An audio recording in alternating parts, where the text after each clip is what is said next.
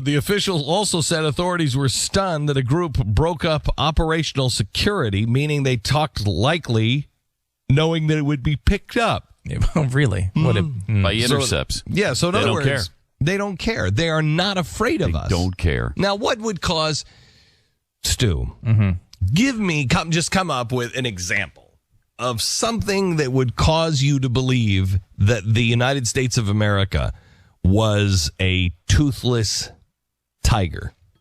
Just what could possibly happen in, like, let's say, foreign policy or anything like that, where you're just like, the United States doesn't mean anything anymore. Name one. Name how many? Just one. the one. Like something that could happen at an embassy that would send the signal.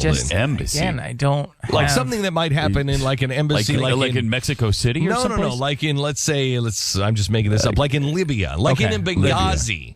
Okay, that's an interesting area. Do we even have an embassy there? I thought our embassy would be in Tripoli. Our embassy is. Let's say that you were just down the street from a CIA operational or a consulate or something. Consulate, yeah, right by the safe house where they were running guns to people that they said that they weren't running guns to. Yeah, you remember that?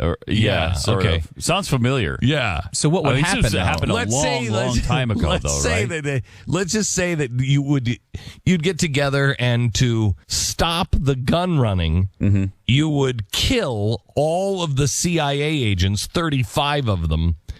You would just kill all of them, and you would kill the ambassador. And then the United States of America would do nothing or say nothing. And what difference does that make, though?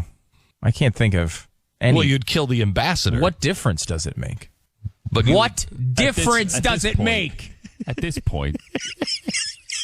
That's all I'm saying. At this point, no difference. No difference whatsoever. All you have to do is just close all of your embassies. Well, because I know the president would promise to bring anybody like that to justice. Okay, right. But what would happen? Bring them to justice. What would happen if that president didn't bring them to justice? In fact, CNN interviewed them on the streets having coffee. Then I think you'd find some people feeling emboldened to maybe carry out other attacks. Okay, but it would only be something like that. Yes. Yeah, but your scenario requires the United States of America to not do anything. Yes. It requires, after this horrible attack, it requires the United States of America to sit back and do nothing. Like, not even pick up the diary from the guy who was killed. Like, I mean, come on. I wish it was funny. It's just not funny. I know. I wish I mean, it is hysterical. It is absolutely hysterical that we can say these things in a comedy bit, but it is so unbelievably tragic that all of it is real. Yeah. They've done all of that. Every bit of it has been done. So we're wondering why Al-Qaeda is doing this. We have no idea. How did they? It's crazy. Play Peter King, cut 102, please. Here's Peter King on the very specific threat that we have absolutely no idea what it is. Well, quite frankly, Martha, because this threat was so specific as to how enormous it was going to be, and also... It's specific as to how enormous it's going to be. Wow. How is that? We have somebody's cell phone on the air here? All right, go ahead. How is that a specific piece of information? It's going to be enormous. Specifically, really, really enormous. What?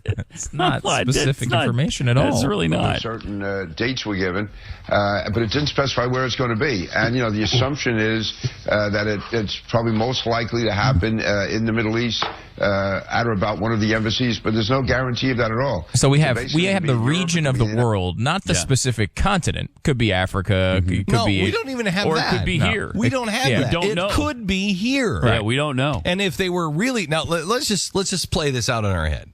They were very, very open and confident.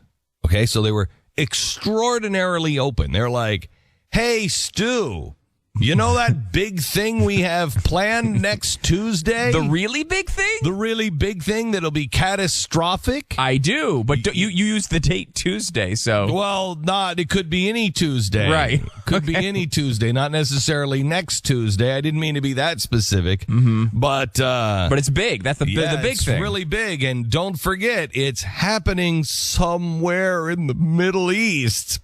I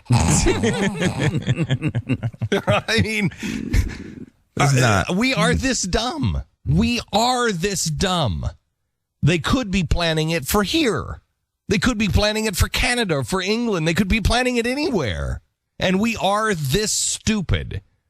Do I need to remind you about us being in bed with the Muslim Brotherhood? Do I need to remind you of that? It is absolutely incredible